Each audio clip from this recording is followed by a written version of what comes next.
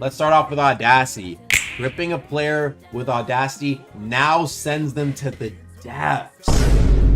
Ooh, what do y'all think? Chat, now does that make Audacity a little scary?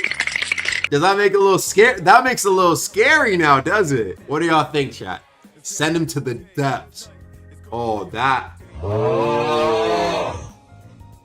He wants a support build buff. My support build wouldn't be that crazy because, like I said, you would have to deal damage to the knocked player. Now, here's the thing. I know some people are like, that's not that strong because of Void Spire. With this, chat, you don't need a Void Spire. No, it makes Corrupt Reaper useless. How does it make Corrupt Reaper useless? I think Corrupt Reaper is actually one of the more balanced Corrupt Bells because it has a longer windup. Also, like I said, bruh, Audacity has a badass requirement too, bruh. 150 points.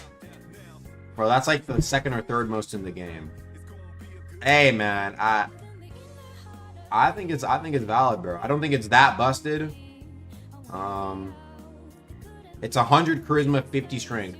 Corrupt Reaper is already useless. Nothing is stopping someone from just logging. Yeah, like I said, I was also gonna, maybe I should have thrown Corrupted Reaper on the buff list because yeah, people do just log from Corrupted Reaper. So I think the idea could be that if you are hit by a Corrupt Reaper, right, it will detect that. And if you're stuck in Audacity, it will give you a unique combat tag that if you log, you get put to depths. And there you go. Then every time it's gonna guarantee depths. But anyway, let's move on. We can talk more about Audacity in the end. Next one is no survivors.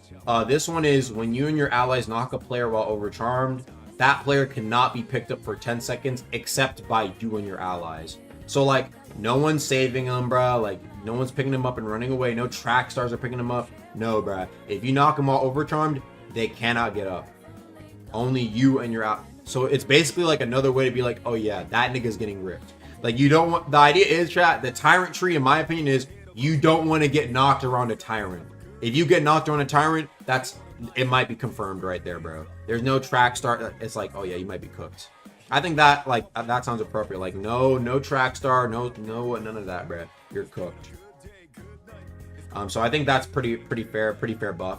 Rule through fear. I'm not gonna lie, this one was a little bit tough to think about, but I was thinking about the talent name and I was like, gripping a player gives insanity to enemies around you. So it's not a super big range, but it's like, imagine you walk, bro, chat, imagine you walk home and then you see your friend just get boom, a hole gets punched through their fucking face. You'd be like, oh shit.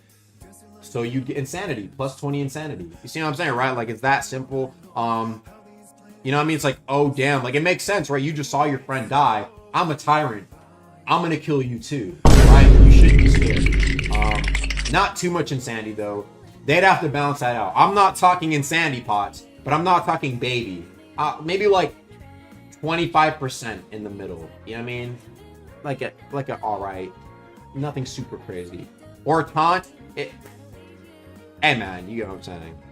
Extra blood effects on grip, sure. Plus 20 insanity. Is that enough for tier 1?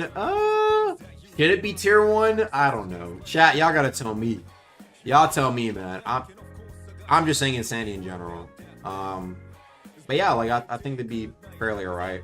Just don't be around your allies if there's a talent, bro. If your ally's getting gripped and you can't save him, bro. Oh yeah.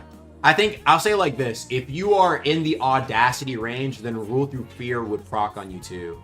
But I don't think it should be like instant tier 2. Nah, fuck that. That's bullshit. Maybe like 80-70% towards tier 1. Maybe look away. Yeah, that too. I think that'd be cool. Like a cool counter. If you look away, it doesn't apply.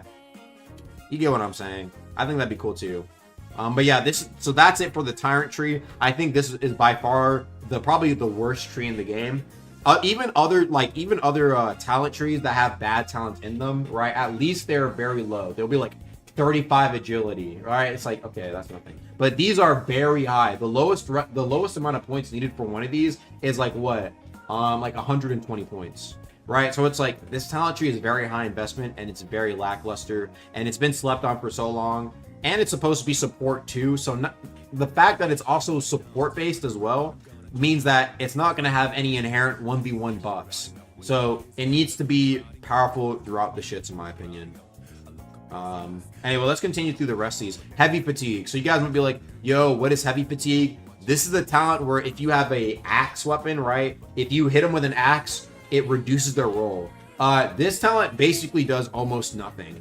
The roll reduction is like super unnoticeable, and it's very short, and it's after an M1. Who immediately rolls after an M1? So yeah, heavy fatigue buff. That was Eddie for that one. Dragon Song. I finally found an idea, bro. I was literally looking for idea. What do you mean? I notice it a lot. I don't know. I don't notice it because in my opinion, like unless you're doing a full roll, a lot of time motherfuckers are dodge canceling, right?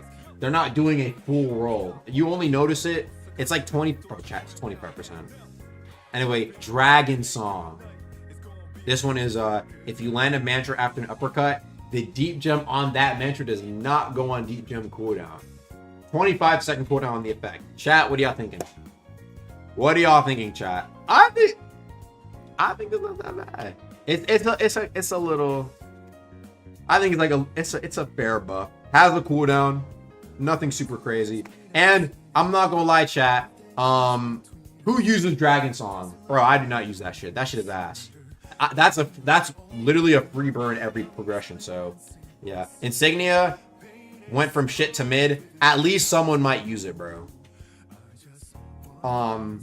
Anyway, next up, Celebrity plus 1 H. I had no. I tried. I ain't gonna lie. I tried. Plus 1 HP. Yeah. Sorry guys. I gave up. Pardon me.